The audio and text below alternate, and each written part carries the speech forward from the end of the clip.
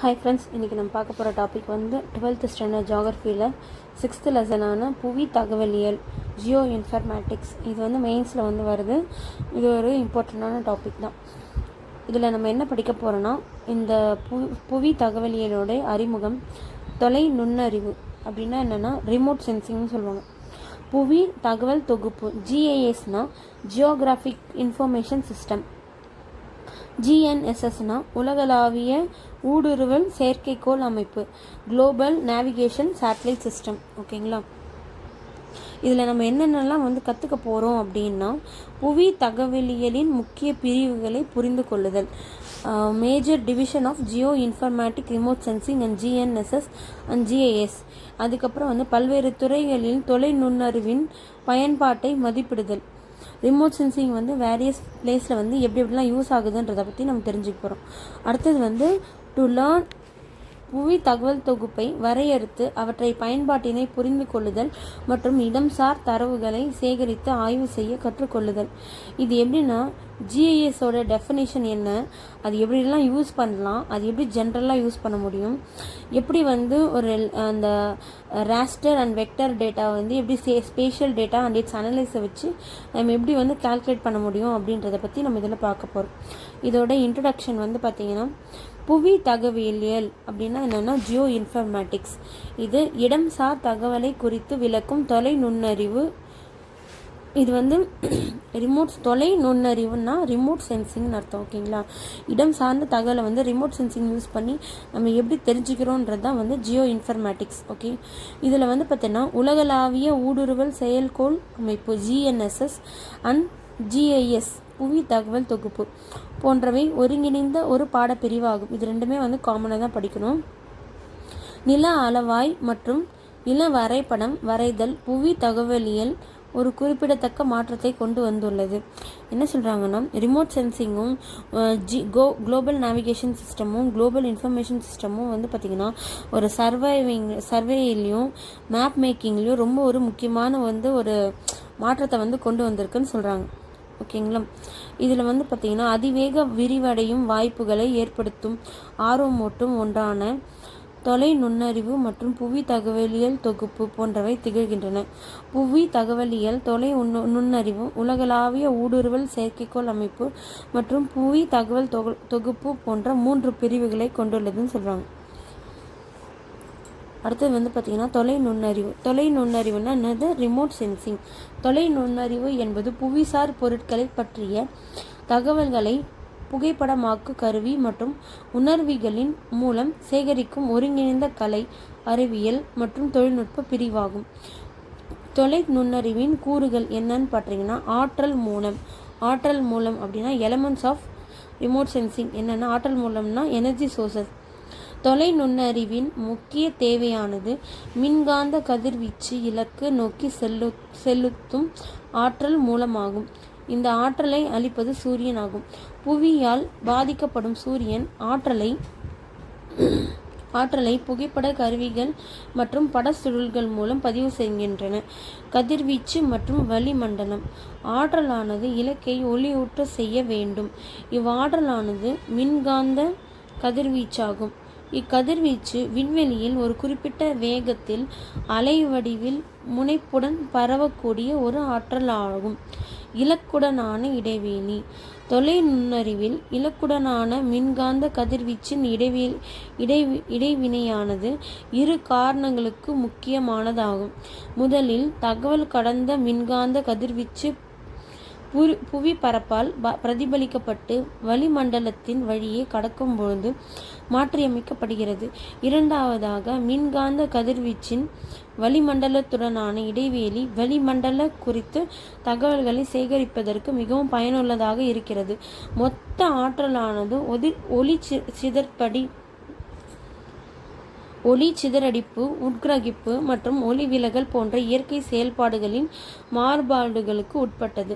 சிதறல் என்பது வளிமண்டலத்தில் உள்ள துகள்களால் அல்லது வளிமண்டல காற்று மூலக்கூறுகளால் மின்காந்த ஆற்றல் திருப்பி அனுப்பப்படுவதாகும்.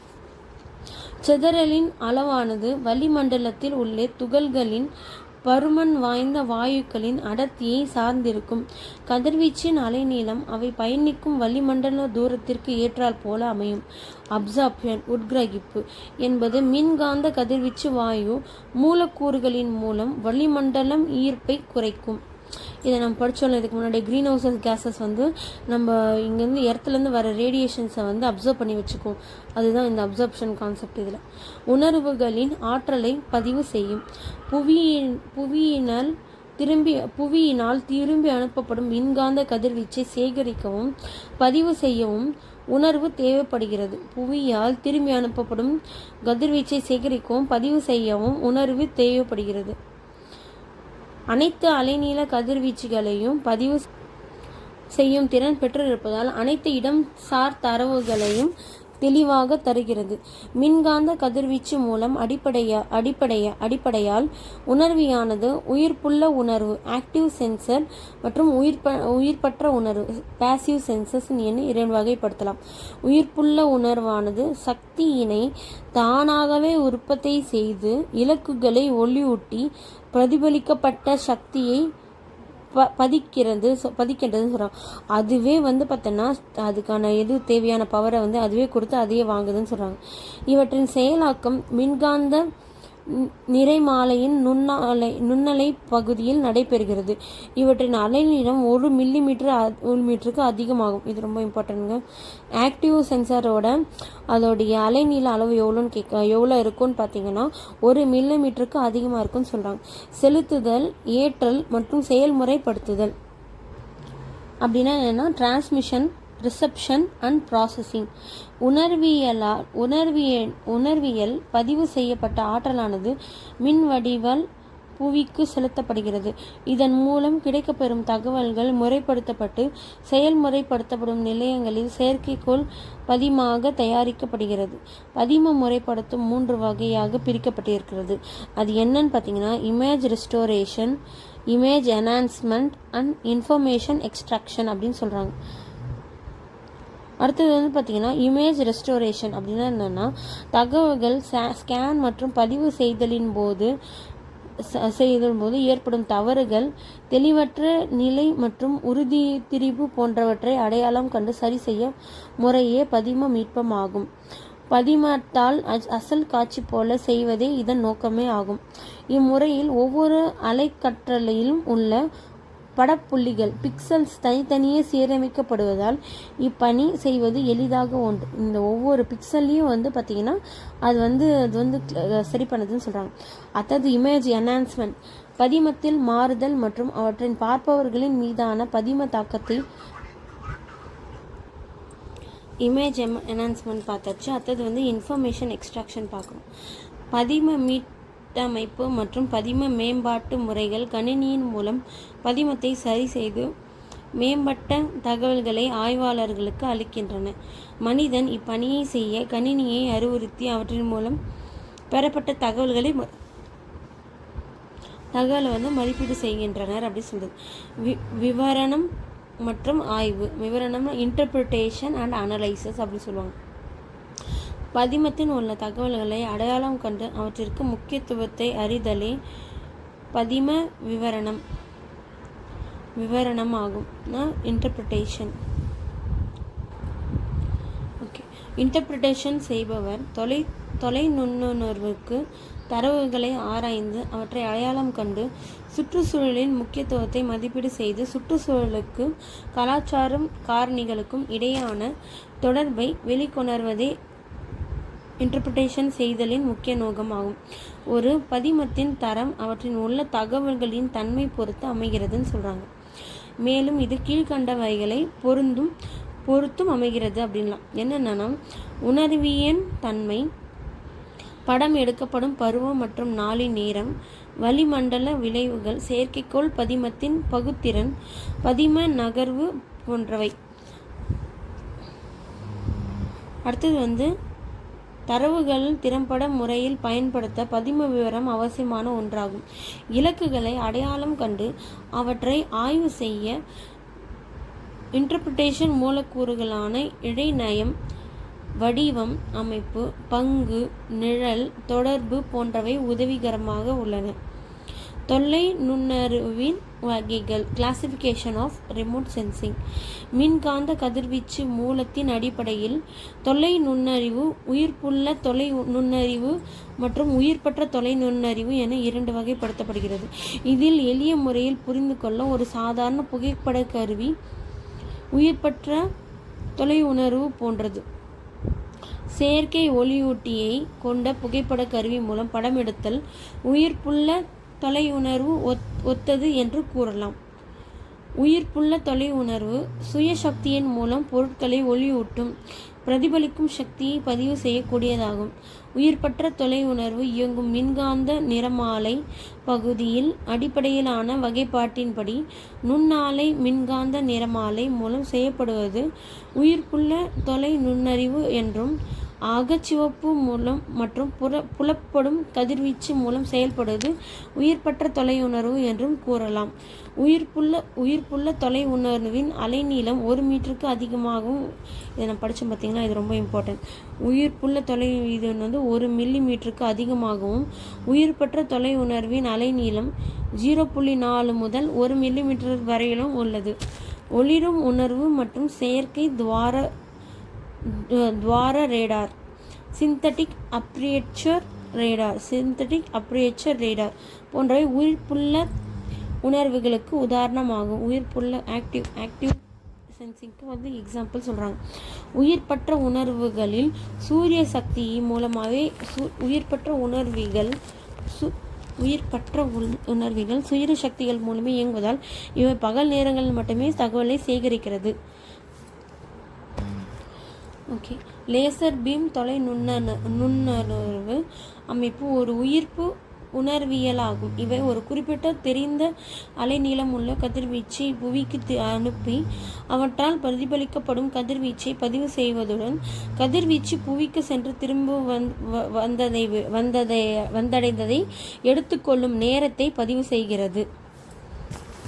இதுதாங்க உயிர்பற்ற உணர்வினா சன்லேருந்து அது எமிட் பண்ணுற ரேஸை பூமிக்கு சேட்டலைட்டுக்கு அனுப்புது.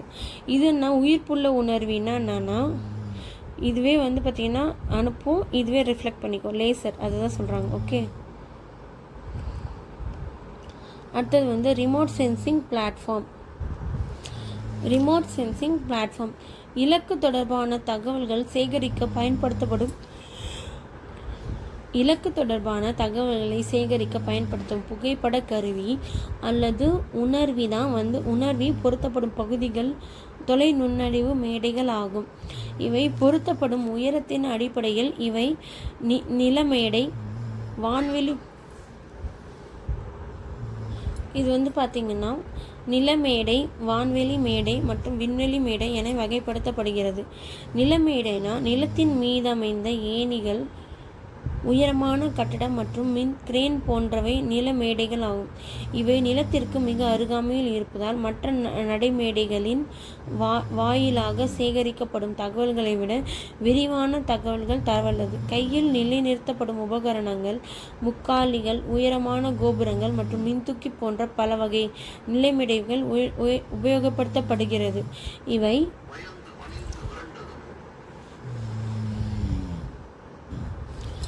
அடுத்தது வீச்சின் அளவு மற்றும் தன்மை சார்ந்த தகவலை சேகரிப்பதற்கு பயன்படுத்தப்படுகின்றன. நிலையான மேடைகள் வளிமண்டல தன்மையை கண்டறியவும் புவி பரப்பு தோற்றங்களில் நெடுங்கால கண்காணிப்பிற்கும் பயன்படுத்தப்படுகின்றன. அடுத்தது ஏர்போர்ன் பிளாட்ஃபார்ம் அப்படின்னு சொல்லுவாங்க. வான்வெளி மேடைகள் வானூர்திகளுக்கான விவரணத்திற்கான வான்வெளி புகைப்படங்கள் எடுக்கவும் புகைப்படத்தை அளவீடு செய்யவும் பயன்படுத்தப்படுகின்றன. விண்வெளி தொலை நுண்ணறிவு, தாழ்மிகு தொலை நுண்ணறிவு, லோ ஆட்டிடியூட் மற்றும் ஹை ஆட்டிடியூட் என 2 வகையாக இது பிரிக்கிறாங்க. அடுத்தது பலூன் பார்த்திங்கன்னா வான்வெளி புகைப்படத்திற்கு இயற்கை பாதுகாப்பு ஆய்விற்கும் பயன்படுத்தப்படுகின்றன. வான்வெளியிலான முதல் புவி நிலத்தோற்ற அமைப்பு பலூனில் பொருத்தப்பட்ட கேமரா மூலம். இது கொஞ்சம் இம்பார்ட்டன்ட், நோட் பண்ணிக்கோங்க. 1859 எடுக்கப்பட்டது. பலூன் சுமார் 30 கிலோமீட்டர் உயரத்தில் நிலையாக மிதக்கும். அடுத்தது ட்ரோன்கள் என்பது ஒரு சிறிய நுண்ணுணர்வால் பயணிக்கும் வானூர்தியாகும். இவ்வானூர்தி மலிவான மேடை, நெடுந்தூர பயணம், மிதமான தாங்கும் திறன் மற்றும் ஓடு பாதையின்றி செயல்படும் வகையில் வடிவமைக்கப்பட்டுள்ளது. இவ்வானூர்தியின் உள்ள கணினி அவற்றின் பாரம் தாங்கும் திறனை கட்டுப்படுத்துவதுடன் உணர்வு மற்றும் மற்ற கருவிகள் மூலம் சேகரிக்கப்படும் தரவுகளை சேமித்து வைக்கின்றது. தகவல் தேவைப்படும் புவி பரப்பிற்கு மேலே பறந்து இரவு பகலாக தரவுகளை தரும் திறன் இவற்றின் சிறப்பம்சமாகும். இவ்வானூர்தி புகைப்படம் எடுத்தல், அகச்சிவப்பு கதிர் தன்மையை கண்டறிதல், ரேடார் கண்காணிப்பு மற்றும் தொலைக்காட்சி கண்காணிப்பு போன்ற பணிகளை உள்ளடக்கியது. அடுத்தது பார்த்திங்கன்னா வானூர்தி, ஏர்கிராஃப்ட் அப்படி சொல்லுவாங்க. முதல் விண்வெளி புகைப்படத்தை நாடர் என்று அழைக்கப்படும் பலூன் வல்லுநரும் பிரான்சின் புகைப்பட கலைஞருமான காஸ்பர் ஃபெலிக்ஸ் டார்னச் நோனஸ் நாடர் இவர் தான் வந்து அதை எடுத்தாருன்னு சொல்கிறாங்க. அதாவது முதல் வான்வெளி புகைப்படத்தை நாடர் என்பவர் பலூன் வல்லுநர் பிரான்சின் புகைப்பட கலைஞருமான காஸ்பர் ஃபெலிக்ஸ் டார்னச்சன் என்பவர் வந்து 1858 வந்து எடுத்தாருன்னு சொல்கிறாங்க. 1855 புகைப்பட கருவி உணர்விகள் மற்றும் அதிர்வற்ற மேடைகளானது விண்வெளி புகைப்படம் மற்றும் பதிமம் பெற பயன்படுத்தப்பட்டது. உயரம் குறைவான பகுதியில் இருந்து எடுக்கப்பட்ட விண்வெளி புகைப்படம் மற்றும் பதிமம் பெற பயன்படுத்தப்படும் உயரம் குறைவான பகுதியிலிருந்து எடுக்கப்பட்ட புகைப்படங்கள் புவி பரப்பின் விரிவான விவரங்கள் தரவல்ல பெரிய அளவை புகைப்படத்தை தரவல்லது. உயரம் அதிகமுள்ள இடத்திலிருந்து எடுக்கப்பட்ட புகைப்படங்கள் குறைந்த பரப்புசார் பகுதிறன் கொண்ட சிறிய அளவை புகைப்படங்கள் தரவல்லதாகவும் உள்ளது. அடுத்தது வந்து விண்வெளி மேடை அப்படின்னா என்னென்னா ஸ்பேஸ் பார்ன் பிளாட்ஃபார்ம். விண்வெளி தொலை நுண்ணறிவிற்கு செயற்கைக்கோள்கள் பயன்படுத்தப்படுகின்றன. புவியை சுற்றியுள்ள நீள்வட்ட பாதையை செயற்கைக்கோள்களின் சுற்றுப்பாதையாகும். விண்வெளி மேடைகள் தங்கு தடையின்றி சுற்றுப்பாதையை செல்வதால் புவியின் ஒரு பகுதியையோ அல்லது முழுவதையுமோ ஒரு குறிப்பிட்ட இடைவெளியில் படமெடுத்து அனுப்புகிறது. செயற்கைக்கோள் தொலை நுண்ணறிவு மேடைகள் மூலம் அதிக தரவுகள் சேகரிக்கப்படுகின்றன. புவியை சுற்றி வரும் விண்கலன்கள் விண்வெளி மேடைகளாக பயன்படுத்தப்படுகின்றன. விண்வெளி தொலை நுண்ணறிவு கீழ்கண்ட சிறப்பு வசதிகளை அளிக்க வல்லது. என்னென்னா பெரும் பரப்பை உள்ளடக்கிய தகவல், தேவைப்படும் தகவல்களை குறிப்பிட்ட இடைவெளியில் அடிக்கடி அளித்தல், கதிர்வீச்சு அளவையை கொண்டு உணர்விகள் மூலம் நிலத்தோற்றங்களை அளவுசார் தகவல்களை அளித்தல், பகுதி தானியங்கி கணினி மயமாக்கப்பட்ட செயல்முறை பகுத்தாய்வு உடையவை, ஓரளவிற்கு மலிவான ஒன்றும் கூட. செயற்கைக்கோள்களின் வகைகள். செயற்கைக்கோள்களின் சுற்றுவட்ட பாதைகள் அதிலுள்ள உணர்வியின் செயல்படும் திறன் மற்றும் நோக்கத்திற்கு அடிப்படையில் வடிவமைக்கப்படுகிறது. செயற்கைக்கோள்களின் உயரம், முறைப்படுத்துதல் மற்றும் புவி தொடர்பு சார்ந்த சுழற்சி ஆகியவற்றின் அடிப்படையில் செயற்கைக்கோள்கள் கீழ்கண்டவாறு வகைப்படுத்தலாம்.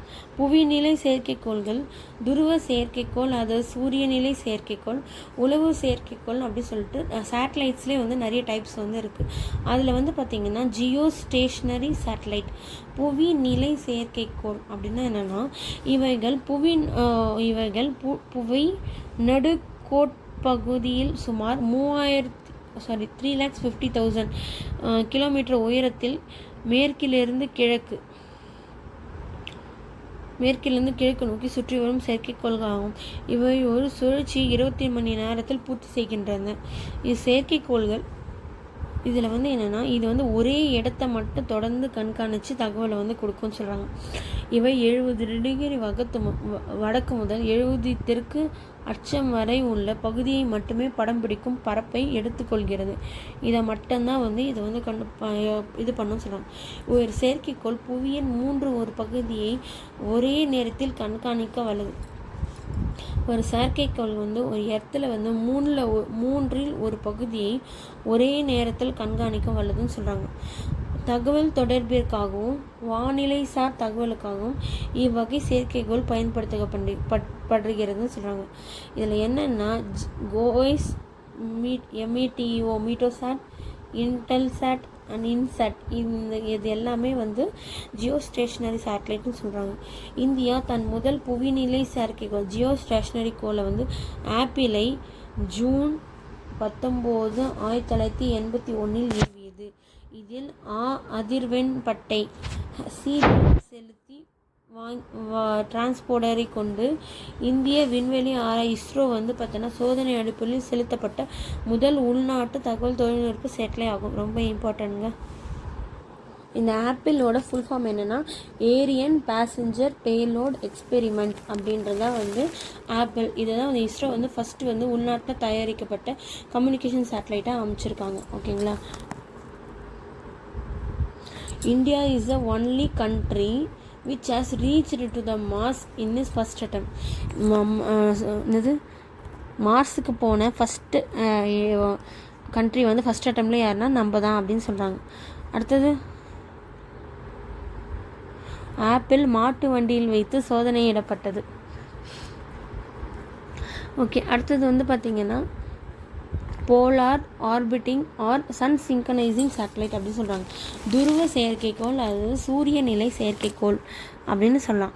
துருவ செயற்கைக்கோள்னால் என்னன்னு பார்த்தீங்கன்னா இவ்வகை செயற்கைக்கோள்கள் ஒரு துருவத்திலிருந்து மற்றொரு துருவத்திற்கு சுற்றி வருகிறது. புவி சூழலாமல் இருந்தால் கூட இவற்றிற்கு கிழக்கு மேற்கு அமைவிடம் மாறாமல் இருக்கும். புவியில் இருந்து பார்த்தால் இவை மேற்கு நோக்கி நகர்வது போல தோன்றும். இவ்வகை நகர்வு புவியின் அடுத்த பரப்பை பிடிப்பகுதியாக கொள்வதன் மூலம் புவி பரப்பு முழுவதும் இவற்றால் ஸ்கேன் செய்ய முடியும். அனைத்து புவி வள செயற்கைக்கோள்களும் இவ்வகை சார்ந்தவை. Landsat, SPOT, IRS, NOAA, CSAT இது எல்லாமே பார்த்தோன்னா polar orbiting or sun synchronising satellite அப்படி சொல்கிறாங்க. ஹைரஸ், HCMM, ஸ்கைலேப் மற்றும் விண்வெளி கலன்களான ஸ்பேஸ் ஷட்டல் இவ்வகை சார்ந்தவைகளை. ரொம்ப இம்பார்ட்டன்ட்ங்க ஸ்கை ஷட்டல். அடுத்தது உலர்வு செயற்கைக்கோள்னா ஸ்பைஸ் சேட்டலைட். இச்செயற்கைக்கோள்கள் இராணுவம் மற்றும் அரசியல் சார்ந்த தகவல்களுக்காக புவியை சுற்றி வரும் கண்காணிப்பு மேடையாகும். இவற்றால் புவிக்கு அனுப்பப்படும் தகவல்கள் வாஷிங்டனில் அமைந்துள்ள அமெரிக்க ஐக்கிய நாட்டின் இரகசிய வசதி கொண்ட புகைப்பட விவரண மையத்தில் உள்ள நிபுணர்கள் குறுக்கீடு செய்யப்பட்டு தகவல்களை சேகரிக்கின்றனர். வாஷிங்டனில் அமைந்துள்ள அமெரிக்க ஐக்கிய நாட்டின் இரகசிய வசதி கொண்ட இடத்துல இது பண்ணுறாங்கன்னு சொல்கிறாங்க.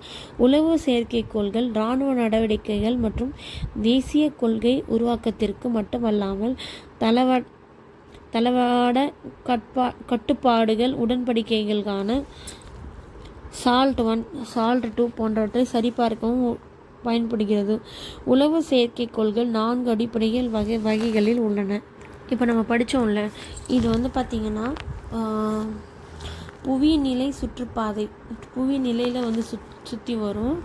சூரிய நிலை சுற்றுப்பாதை 100லேருந்து 200 கிலோமீட்டர் உயரம். புவிநிலை சுற்றுப்பாதை 35,800 கிலோமீட்டர் உயரத்தில் இருக்கும். துருவ சுற்றுப்பாதை பார்த்தீங்கன்னா 200லேருந்து 1000 கிலோமீட்டர் உயரம் இருக்குன்னு சொல்கிறாங்க. புலப்படும் மற்றும் அகச்சிவப்பு கதிர்கள் மூலம் சமிக்கைகளை படப்பதிவு செய்யும் அமைப்பு. ஏவுகணைகளை கண்டறிய வடிவமைக்கப்பட்ட அகச்சிவப்பு தொலைநோக்கி.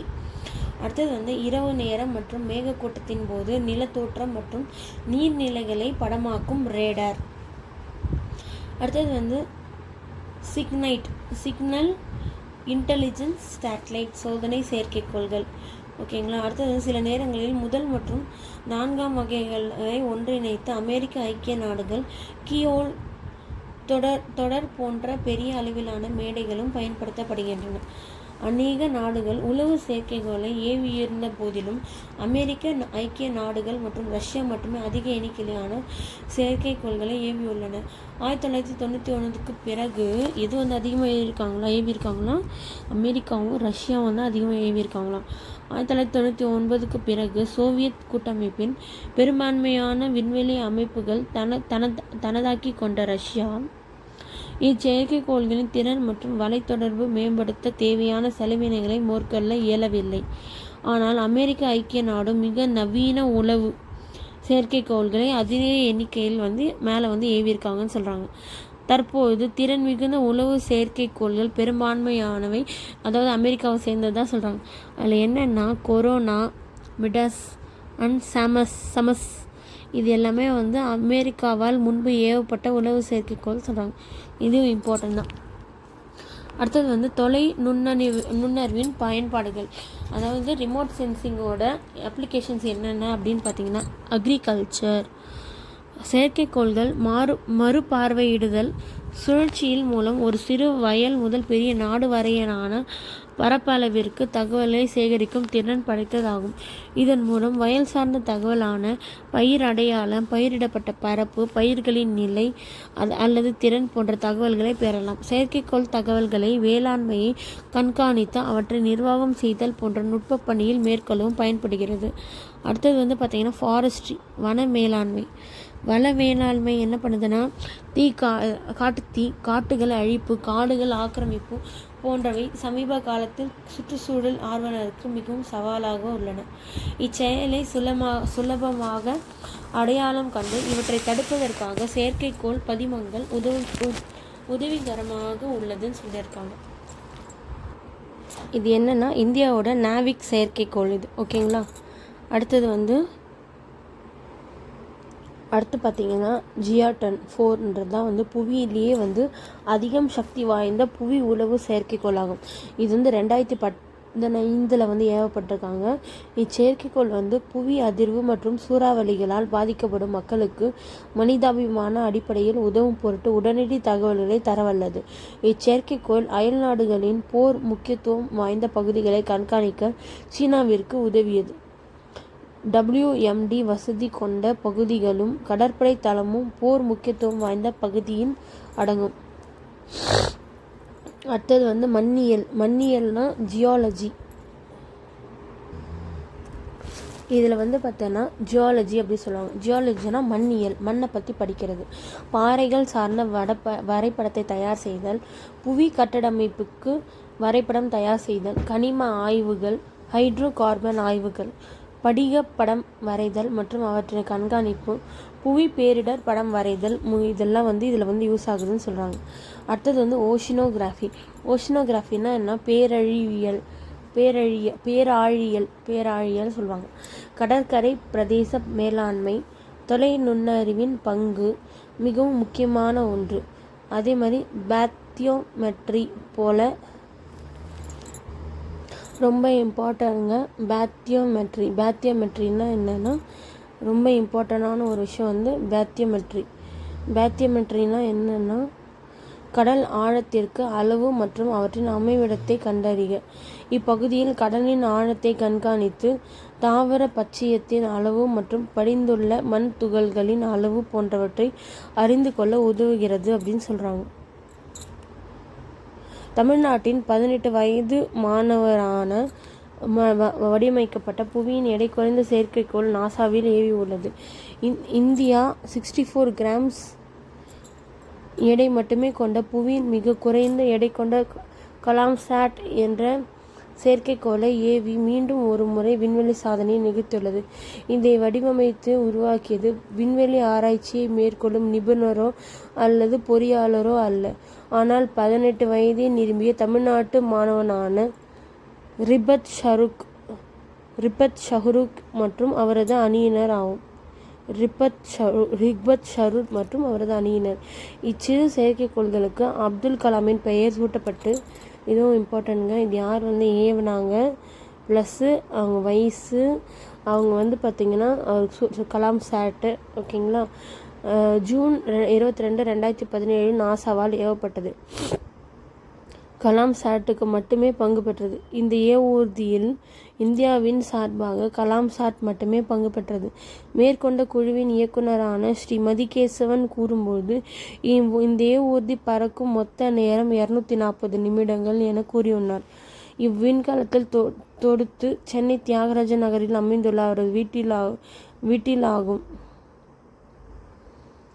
செயற்கைக்கோளானது ஏவப்பட்ட 125 நிமிடங்களில் விண்வெளியின் ஈர்ப்பு விசை சூழலில் ஏவூர்தியிலிருந்து பிரிக்கப்பட்டு ஷருக்கின் திட்டத்தின் மூலம் முப்பரிமாண அச்சை கொண்ட 3D பிரிண்டிங் மூலமா பண்ணுவாங்கல்ல, அதான் சொல்கிறாங்க. கியூப்ஸ் இன் ஸ்பேஸ் என்ற இப்போட்டி நாசா மற்றும் ஐடோடல் லேர்னிங் என்ற 2 நிறுவனங்களின் உபயத்தால் நடத்தப்பட்டதாகும். இத்திட்டத்தின் நோக்கம் தொழில்நுட்பத்தின் புதிய செயல்திறனை விண்வெளிக்கு கொண்டு சேர்ப்பதாகும். கியூப்ஸ் இன் ஸ்பேஸ் அண்ட் ஐடோடல் லேர்னிங். அடுத்தது கேர்டோகிராஃபினா புவி படவியல். உயரமான பகுதிகளில் இருந்து ஆழவாய்வு செய்யப்படும் தொலை நுண்ணறிவின் மூலம் நகரப்பகுதிகள், கிராமப்பகுதிகள், மலைப்பகுதிகள், பாலைவனங்கள் போன்ற பெரிய பரப்பிற்கான தகவல்கள் பெறப்படுதல்.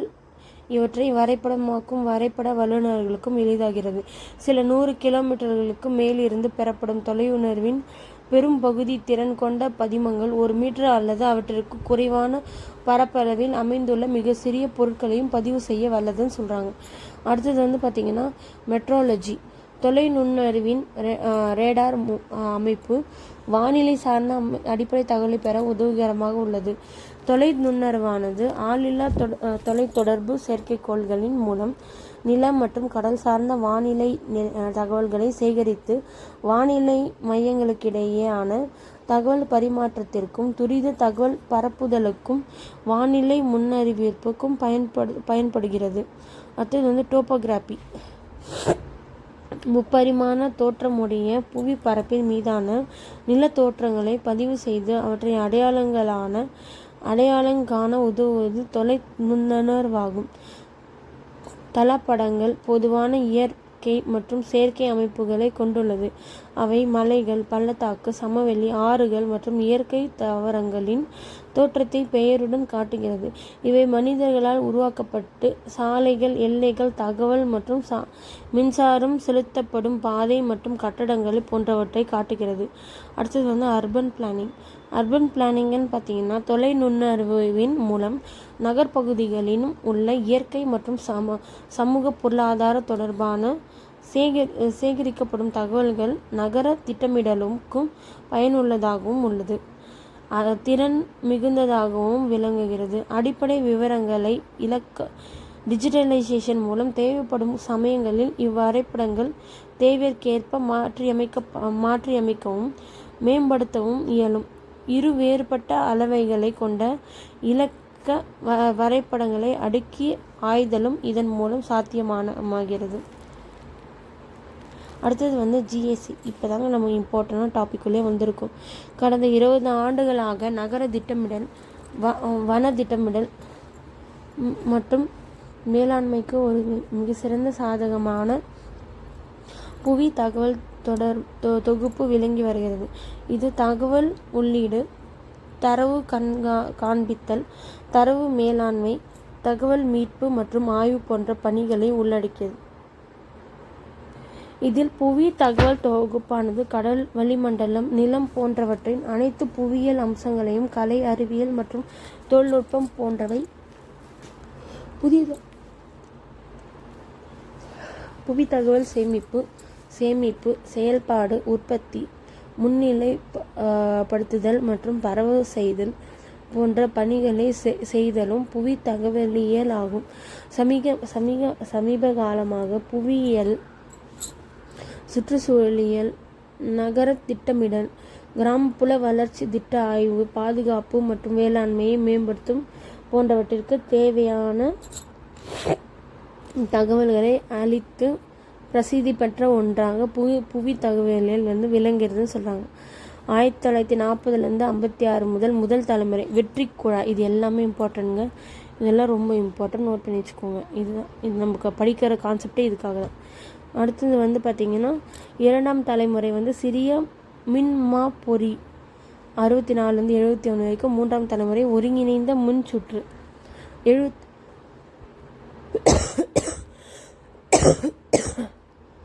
அடுத்தது 72லேருந்து 2010 வரைக்கும் 4ஆம் தலைமுறை நுண்செயலி. 2010லேருந்து 5ஆம் தலைமுறை செயற்கை நுண்ணறிவு. புவி தகவல் தொகுப்பு கீழ்கண்ட 5 பெரும் கூறுகளாக பிரிக்கப்படுகிறது. வான்பொருள் மற்றும் புவி தகவல் தொகுப்பு. மென்பொருள் இயங்கும் கணினியாகும். தற்போது பல்வேறு பட்ட கணினிகள் உள்ளன. இது டெஸ்க்டாப் அல்லது இணை சேவைகளின் அடிப்படையிலானதாக இருக்கலாம். ArcGIS இணையதள சேவை என்பது நெட்வொர்க் கணினி அல்லது கிளவுட் அடிப்படையாக இயங்கும் GIS மென்பொருளை கொண்ட கணினியாகும். இதுவும் இம்பார்ட்டன்ட் தான். ஓகேங்களா? நம்ம இவ்வளோ நேரம் படித்த கான்செப்டை சிம்பிளாக சொல்லிட்டாங்க பாருங்க. வன்பொருள், மென்பொருள், தரவு, செயல்முறை, மக்கள். இதுதான் GIS. அடுத்தது பார்த்திங்கன்னா வன்பொருள் பாகங்கள் அதிக திறன் கொண்டவையாக இருக்க வேண்டும். சில வன்பொருள் பாகங்களான மதர்போர்டு, வன்பொருள் தட்டு, செயலி, வரைபட அட்டை, அச்சுப்பொறி மற்றும் பல. இந்த பாகங்கள் அனைத்தும் இணைந்து GIS மென்பொருளை சுமூகமாக்க இயங்குகிறது.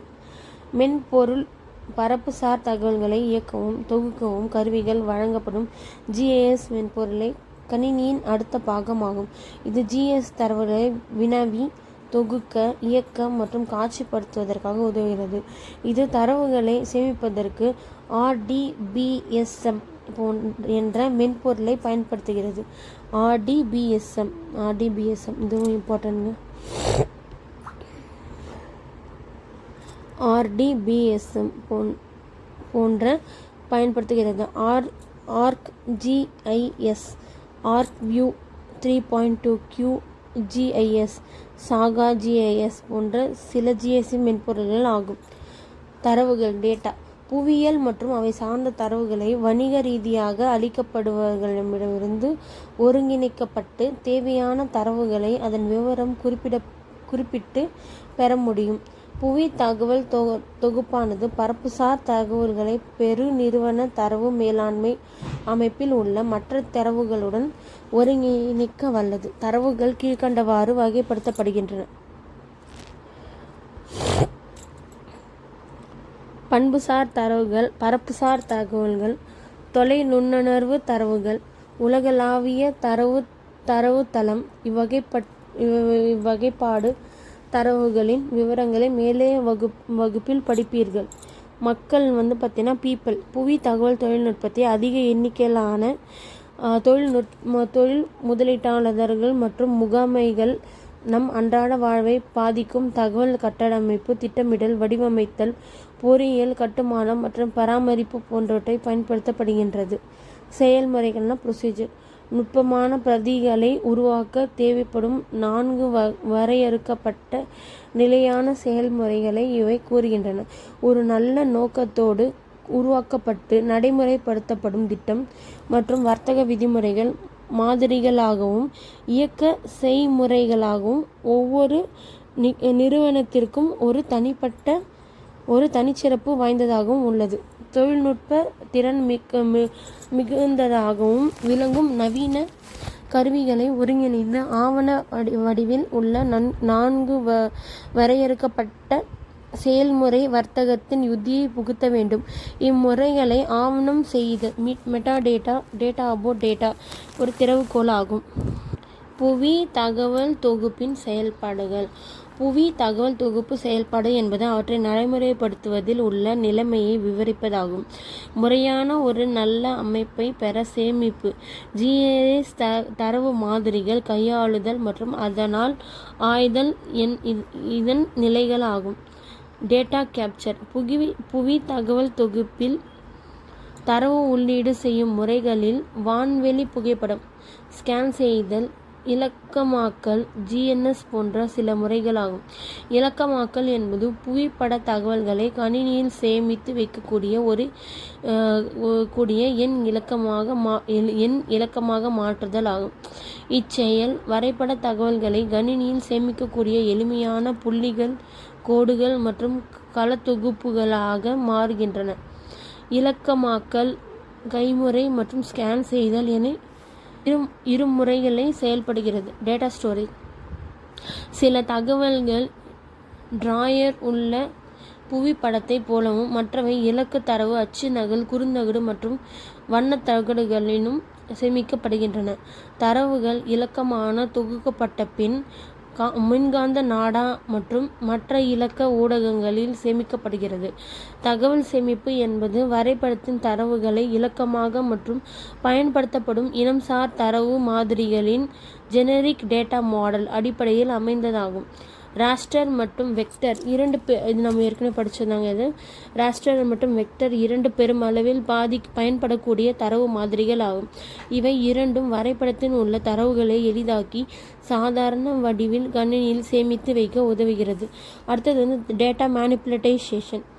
இலக்கமாக்கப்பட்ட புவியின் தகவல்கள் திருத்தி அமைக்கப்படும் நிலையில் இருக்கலாம்.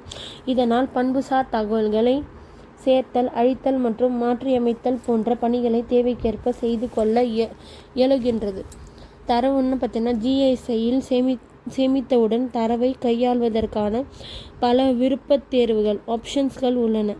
ஃபங்க்ஷன்ஸ் டூல் கோரஸ் வடிவில் உள்ளன. கருவி தொகுப்பு என்பது புவியியல் தரவுகளை கையாளவும் ஆய்வு செய்யவும் ஜிஎஸ்ஐயை கையாள்பவர் பயன்படுத்தும் ஒரு இனம்சார் செயற்பாடாகும். Generic function. இக்கருவி தொகுத்து தரவை மீட்டு பெறுதல், பரப்பு மற்றும் சுற்றளவு காணல், வரைபடங்களை சுருக்கி ஆய்தல், வரைபட இயற்கணித செயல், பெர்ஃபார்மிங் மேப் அல்ஜிப்ரா மற்றும் தரவு மறுவகைப்பாடு போன்றவை செயல் வல்லது. தரவு மாற்றியமைப்பு என்பது புவி ஆவணங்களை மாற்றியமைத்தல் ஆகும். பொருந்தாத பகுதிகளை பொருந்துதல் போன்ற பணிகளின் மூலம் ஒழுங்கற்ற வரைபடங்களை அவற்றின் தொடர்ச்சியான மற்றும் வரைபடங்களோடு ஒத்துப்போக செய்தல் ஆகும். Quarry and analyse. புதிதாக உருவாக்கப்பட்ட பகுதிகள் சார்ந்த திட்டமிடல் முறைகளில் புவி தகவல் தொகுப்பு பெருமளவில் பயன்படுத்தப்படுகிறது.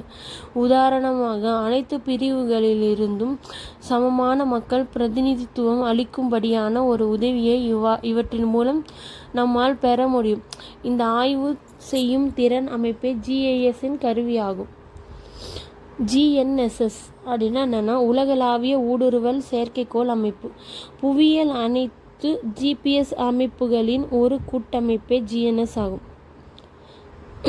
இது அமெரிக்க ஐக்கிய நாட்டின் GPS, ரஷ்யாவின் GLONASS, ஐரோப்பிய கூட்டமைப்பின் கலீலியோ, சீனாவின் BDOS, இந்தியாவின் IRNS மற்றும் ஜப்பானின் GUZSS போன்றவற்றை உள்ளடக்கியதாகும். தவறை சரி செய்யும் தொழில்நுட்பத்தை பயன்படுத்தினால் விலை மலிவான கிராபிப்பான் மூலம் 1 சென்டிமீட்டர் அளவிலான பொருளையும் துல்லியமாக காட்டும் திறன் பெற்றது GNSS. திறந்தவெளி சூழலாய்வில் பயன்படுத்தப்படும் அமைப்புகளில் GNSS அமைப்பு ஒரு சிறந்த தெரிவு ஆகும். புவியின் GNSS அமெரிக்க ஐக்கிய நாட்டின் பாதுகாப்பு துறையில் 1960 ஏவப்பட்ட டிரான்சிஸ்டர் ஆகும். இவற்றின் இயக்கம் டாப்ளர் எஃபெக்ட் அடிப்படையிலானது. இதுவும் ரொம்ப இம்பார்ட்டன்ட்ங்க. இது GNSS யார் ஃபஸ்ட்டு இது பண்ணாங்கன்னா பாதுகாப்பு 1966 இது பண்ணது டிரான்சிஸ்டர். இது ஒரு டாப்ளர் எஃபெக்டில் இயங்குதுன்னு சொல்கிறாங்க. அமைப்பின் செயற்கைக்கோள்கள் அறிந்த பகுதிகளில் பயணம் செய்து அறிந்த வானொலி அதிர்வெண்களை ஒளிபரப்பியது. கிடைக்கப்பட்ட அதிர்வெண்களானது ஒளிபரப்பப்பட்ட அதிர்வெண்களிலிருந்து சற்றே மாறுபாடு காணப்பட்டது. செயற்கைக்கோளின் நகர்வு கிரக பொறியிலிருந்து விலகி செல்வதே இதற்கு காரணம். செயற்கைக்கோள்கள் நம் சுற்றி வட்டப்பாதை தரவு மற்றும் துல்லிய நேரம் சார்ந்த சமிக்கைகளை கடத்துகின்றது. GNSS பற்றி பல குழுமங்கள் புவி சுற்றி வருகிறது. இச்செயற்கைக்கோள்களின் புவியிலிருந்து சுமார் 2000 கிலோமீட்டர் தூரத்தில் சுற்றி வருகிறது. எவ்வளோ தொலை சுற்றி வருதுன்னா 2000 கிலோமீட்டர் தொலைவில் சுற்றி வருது. அவற்றின் வேகம் ஒரு நொடிக்கு பல 100 கிலோமீட்டர்களாகும். அண்மை கால ஜிஎன்எஸ்எஸ் செயற்கைக்கோள்கள் பிளாக் IIF 1400 கிலோகிராம் எடையை கொண்டுள்ளது. இதுவும் இம்பார்ட்டன்ட்ங்க. அமெரிக்க ஐக்கிய நாடு GPS, இது புவியின் முதல் GNSS அமைப்பு GPS ஆகும். 1970களில் இறுதியில் அமெரிக்க ஐக்கிய நாட்டின் பாதுகாப்பு துறையால் ஏவப்பட்டது ஒன்றாகும். இக்குழுமம் 24 செயற்கைகளுடன் முழு பரப்பையும் செயல் எல்லையாக கொண்டுள்ளதுன்னு சொல்கிறாங்க. ரஷ்யாவோட குளோனஸ் பார்த்திங்கன்னா இது ரஷ்யாவின் முதன்மை இராணுவ கடற்பயண வலையமைப்பு ஆகும். இவை உரகன் செயற்கைக்கோள்களை உள்ளடக்கியது. இவை பனிப்போருக்கு பிறகு குளோனஸ் என்ற வகைப்பாட்டின் கீழ் கொண்டு வரப்பட்டது. இது குளோபல் நேவிகேஷன் சேட்டலைட் சிஸ்டம் என்பதின் சுருக்கமாகும்.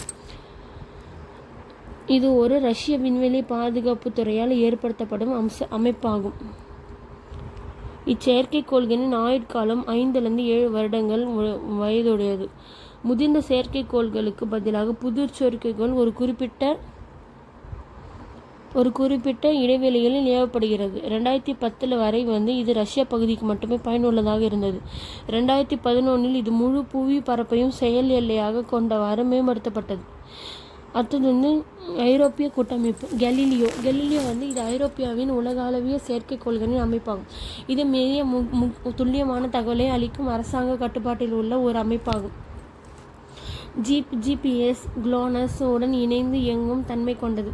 இரட்டை அதிர்வெண் அளிப்பு செயல் மூலம் நிகழ்வுகால இடை அமைவை 1 மீட்டர் அளவில் துல்லியமாக தரவல்லது. இவ்வமைப்பு 30 செயற்கைக்கோள்களை கொண்டது. இவற்றில் 24 இயங்கு செயற்கைக்கோள்களும் மீத உயரத்தில் இயங்கும் 6 மாற்று செயற்கைக்கோள்களும் அடங்கும். பெய்டியூஸ் சீனாவோட செயற்கைக்கோள். இது இருவேறு செயற்கைக்கோள் குழுமங்களை கொண்டது. இவற்றில் முதல் அதிகாரப்பூர்வமான பெய்டியூ உலகளாவிய செயற்கைக்கோள் சோதனை அமைப்பு பெய்டியூ 1 ஆகும். டிசம்பர் 27, 2018 இரண்டாவது அமைப்பான பெய்டியூ 3 அதிகாரப்பூர்வமாக புரி சேவையில் இறங்கியது. பெய்டியூ 3MGI செயற்கைக்கோள் சுற்றுப்பாதை பாதகத்தின் மூன்றாம் நிலையை குறிப்பவையாகும். இதில் புவி நிலையொத்த மீத உயர் சுற்றுப்பாதையில் பயணிக்கும் திசைகாட்டி உலகளாவிய செயற்கைக்கோள் அமைப்பாகும். இதுவே பெய்டியூ 1 ஆகும்.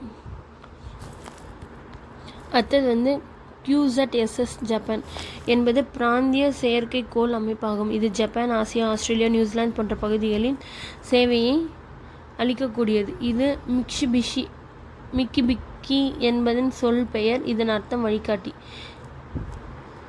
சரிங்க, மிக்ஸிபிஷிலாம் இல்லைங்க,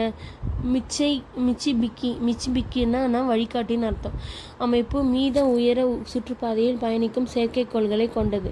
QZSனா குவாசி ஜெனட் சேட்டலைட் என்பது மித உயர சுற்றுப்பாதை செயற்கைக்கோள் மற்றும் புவிநிலையத்த செயற்கைக்கோள் இரண்டையும் குறிக்கும். IRNSனா இது இந்திய விண்வெளி ஆராய்ச்சி கழக இஸ்ரோவால் நிறுவப்பட்ட ஒரு தன்னாட்சி பிராந்திய செயற்கைக்கோள் கடற்பயண அமைப்பு. இது இந்திய துணை கண்டத்திற்கான நிலப்பரப்பு அமைப்பு தகவல்களை அளிக்க வடிவமைக்கப்பட்டது. இவற்றை பயன்படுத்துபவர்களுக்கு தங்களின் இருப்பிட தகவல்களை அறிந்து கொள்ள உதவுகிறது. IRNSின் முக்கிய நோக்கம் இந்தியா தன் கடற்பயணம் சார்ந்த தகவல்களுக்கு அயல் நாட்டின் சார்பு நிலை குறைந்து கொள்வதாகும். இது இந்தியா மற்றும் இந்தியாவை சுற்றி 1500 கிலோமீட்டர் தொலைவில் அமைந்துள்ள பகுதிகள் ஆகும். தன் சேவையை அளிக்கிறது. இப்பகுதிக்கு பிரதான GPS சேவை இதுவே ஆகும். இது பார்த்தோன்னா IRNS கீழ்கண்ட சேவைகளை அளிக்கும் கீழ்கண்ட நோக்கத்துடன் ஏற்படுத்தப்பட்டது. பொதுமக்கள், அலுவலகங்கள், ஆராய்ச்சி மற்றும் வணிக ரீதியான பயன்பாட்டிற்கு திறன்மிகு இட அமைவை அளிப்பது. அடுத்தது பார்த்தோன்னா இச்சேவையை பயன்படுத்த அனுமதிக்கப்பட்டவர்களுக்கு ஒரு குறிப்பிட்ட சேவையை வழங்குதல். உதாரணமாக இவை நிலம், காற்று மற்றும் வான்வெளி போக்குவரத்து, பேரிடர் மேலாண்மை, கைபேசி ஒருங்கிணைப்பு, வரைபட வரைதல் மற்றும் ஓட்டுநர்களுக்கான பார்வை மற்றும் ஒளி சார்ந்த போக்குவரத்து சேவைகள் அளிப்பது போன்றவையாகும். பொதுவாக GNSS விரைவு தகவல் சேகரிப்பிற்கு பெருமளவில் பயன்படுத்தப்படுகிறது. இவை நுகர்வோர் போக்குவரத்து அமைவிடங்களை கண்டறிதல், தானியங்கி துறைமுக இயந்திர கட்டுப்பாடு, நுட்ப வேளாண்மை,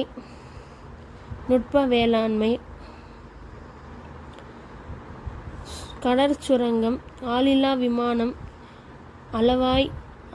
அளவாய்வு, பாதுகாப்பு மற்றும் வான்பட அளவியல் போன்ற வணிக ரீதியான நடவடிக்கைகளுக்கு பயன்படுத்தப்படுகிறது. நுகர்வோர்கள் கன்சியூமர், நாளுக்கு நாள் அதிகரிக்கும் உற்பத்தி வகை பொருட்களை கையாளும் நுகர்வோர்கள் சந்தை GNS தொழில்நுட்பத்தை பயன்படுத்துகின்றன. கடைகள் மற்றும் உணவுகளின் இருப்பிடங்கள் மற்றும் வழிகளை வரைபடங்கள் மூலம் காண்பிக்கும் பயன்பாட்டிற்காக GNS கிரகிப்பான்கள் தற்போது ஸ்மார்ட் தொலைபேசியுடன் ஒருங்கிணைக்கப்பட்டுள்ளது. போக்குவரத்து. ரயில் போக்குவரத்தில் ரயில் என்ஜின்கள், ரயில் கார்கள், ரயில் தண்டவாளங்கள் உள்ள இடங்களை முதன்மை பணியாகத்தின் காண்பிக்க பயன்படுகிறது. ரயில்சார் பொருட்களின் துல்லிய இடை அமைவை தெரிந்து கொள்வதற்கு மூலம் ரயில் விபத்துக்களை குறைக்கலாம். ரயில் தாமதமாக மற்றும் அதன் இயக்க செலவை குறைத்தல், பாதுகாப்பினை மேம்படுத்தல், ரயில் பாதை திறனை மேம்படுத்துதல் மற்றும் வாடிக்கையாளர்களுக்கு சேவை அளித்தல் போன்றவற்றை செய்ய இயலுகின்றது. வான்வெளி போக்குவரத்தில் விமானம் புறப்படும் இடம், பயணிக்கும் பாதை மற்றும் நிலத்தின் இறங்கும் இடம் போன்ற தகவல்கள் அளிக்கின்றன. சரக்கு கப்பல்களின் இயக்கம், பாதை மற்றும் முற்றத்திலிருந்து அவை உள்ள தூரம் போன்றவற்றை GNSS மூலம் கண்டறியப்படுவதால் கப்பல் சரக்கு மையங்கள் தான் இயக்கத்திறனை மேம்படுத்தி கொள்ள முடிகிறது. கப்பலில் செயல்படும் பல மின் பளுதூக்கிகள் GNSS இயக்கும் கருவிகளுடன் இயக்கப்பட்டிருப்பதால் பளுதூக்கியின் நிலை, தேவைப்படும் பாதை, அவற்றை செலுத்தும் அவற்றின் நுட்பம், உற்பத்தி, நிலத்தின் மீது உள்ள இயந்திரத்தை இயக்குபவர்கள் மற்றும் வேலையாட்கள் பாதுகாப்பு போன்றவற்றை அதிகரிக்க பயன்படுத்தப்படுகிறது. அடுத்தது பார்த்தீங்கன்னா மிஷின் கண்ட்ரோல். GNSS தொழில்நுட்பத்தை நிலச்சமன் எந்திரம், புல்டோசர், அகழ்பொறி, எக்ஸ்கவேட்டர், கிரேடர், பேவர் மற்றும் வேளாண் இயந்திரம் போன்றவற்றை ஒருங்கிணைக்க உற்பத்தி திறனை மேம்படுத்துவதுடன் இவ்வியந்திரங்களை இயக்குபவர்கள் அச்சூழல் குறித்த தகவல்களை அளிக்கிறது. அதே ப்ரிசிஷன் அக்ரிகல்ச்சர், நுட்ப வேளாண்மையில் வேளாண் திட்டமிடல், வேளாண் நில வரைபடம் வரைதல், மண் கூரெடுத்தல், டிராக்டர்களை வழிநடத்துதல் மற்றும் பயிர் மதிப்பீடு செய்தல் போன்றவற்றிற்கு GNSS பயன்படுகிறது. GNSS மூலமாக மிக துல்லியமான உரமிட்டல், பூச்சிக்கொல்லி மற்றும் களைக்கொல்லி பயன்படும் செலவினங்களை சுற்றுச்சூழல் தாக்கத்திற்கும் குறைக்கிறது. இதில் ஒரு பாக்ஸ் கண்டென்ட் கொடுத்துருக்காங்க, அதை பார்க்கலாம். அது ரொம்ப இம்பார்ட்டண்ட்டு. உலக அளவில் அதிவேக கணினிக்கான போட்டியில் புதிய வெற்றியாளர் சம்மிட்வங்க தான் வெற்றியாளர். IBMஇன் கூற்றுப்படி சம்மிட் 2000 பிட்டா ஃபிளிப்ஸ் செயல்திறன் அல்லது வினாடிக்கு 200 குவாட்ரில்லியன் கணக்கீடுகளை செய்யும் திறன் கொண்டதாகும். 87 பிட்டா ஃபிளிப்ஸ் உடன் இப்போது உலகில் அதிவேக கணினியாக இருக்கும் சன்வே டியாஹூன் லைட்டை விட ஒரு குறிப்பிடத்தக்க திறன் பெற்றுள்ளது சம்மிட் இன்னும் அதிகமாக ரோம் 10 பீட்டா பைட்டுகளையும் கொண்டுள்ளது. இதன் அதிவேக செயல்பாடு அதன் $325 மில்லியன் நிதி திட்டத்தின் ஒரு பகுதியாக வந்துள்ளது. இதற்காக நிதி ஆற்றல் மேம்பாட்டுத்துறை அமெரிக்க ஐக்கிய நாடுகளால் அமைக்கப்பட்டது. சம்மிட் ஒவ்வொரு 4608 முனைகளையும் 2 IBM பவர் 9 சிப்செட்டுகளை 3.1 GHz இயங்குகிறது. ரொம்ப இம்பார்ட்டன்ட்ங்கிறது. அடுத்தது பார்த்திங்கன்னா சர்ஃபேஸ் மைனிங் சொல்கிறாங்க. GNSS மூலம் பெறப்படும் தகவல்கள் சுரங்கத்தில் உள்ள தாதுகளை திறம்பட தோண்டி எடுக்கவும் தேவையற்ற பொருட்களை நுகர்வுகளிலிருந்து அறியவும் பயன்படுகிறது. சர்வே 3 நில அளவியாளர்கள் ஒரு வார காலத்தில் செய்யும் பணியை GNSS உதவியுடன் ஒரு ஆய்வாளர் ஒரே நாளில் செய்து முடிக்க இயலும். தேவைப்படும் புதிய நில அளவை இடத்தை முழு இழு இயந்திரங்கள் அமைக்கப்பட்டுள்ள GNS கருவி இவ்வியந்திரங்களை இயக்கும் கணினி கட்டுப்பாட்டு மையத்தின் இயந்திரங்களை இட அமைவு, நகர்வு, உகந்த பாதை போன்ற தகவல்களை தருகிறது. நிர்ணயித்து ஏற்கனவே உள்ள அளவாய்வு இடத்திற்கு இவற்றிற்கும் இடையான தூரம் மற்றும் கோணங்களை அமைப்பதன் மூலம் இவை சாத்தியமாகும். அடுத்தது வந்து பார்த்திங்கன்னா கலை சொற்கள். நுண்ணிய செயலி. கணினியின் மைய செயலியின் அனைத்து செயல்பாடுகளையும் கொண்டுள்ள ஒருங்கிணைத்த கண்மின் கற்றை. அலைவாங்கி. ரேடியோ மின் சமிக்கைகள் வேறொரு சமிக்கையாக மாற்றுவது. இயற்கூறுகள். பாறைகளின் பொதுவான இயற்பண்புகள் சார்ந்தது. செயற்கை நுண்ணறிவு. மனித நுண்ணறிவை கண்டு செயல்படும் வேலையை செய்யும் கணினி அமைப்பு ஆகும். எண்ணிலக்க முறையாக்கம். உரைப்படம் மற்றும் ஒளி போன்றவற்றை எண்ணிலக்கமாக மாற்றும் முறை. நிலையொத்த சுழற்சி பாதை. புவியின் நீள்வட்ட பாதையின் வலம் வரும் வேறொரு பொருள் சார்ந்தது. ரேடார்னா கப்பல், விமானம் போன்றவற்றை கண்காணிக்கும் அமைப்பு. ஃபோட்டோகிராஃபி, கிராஃபோமெட்ரி. விண்வெளி புகைப்படத்தில் உள்ள பொருள்கள் மற்றும் நிலத்தோற்றங்களின் அளவுகளை மேற்கொள்ளும் ஒரு படிப்பாய்வு. ஆட்டோமேஷன். உற்பத்தி அல்லது பிற செயல்முறைகளில் செயல்படும் தானியக்க செயல்கள். களைக்கொல்லி. தேவையற்ற களைகளை அழிக்கும் ரசாயன உரம்.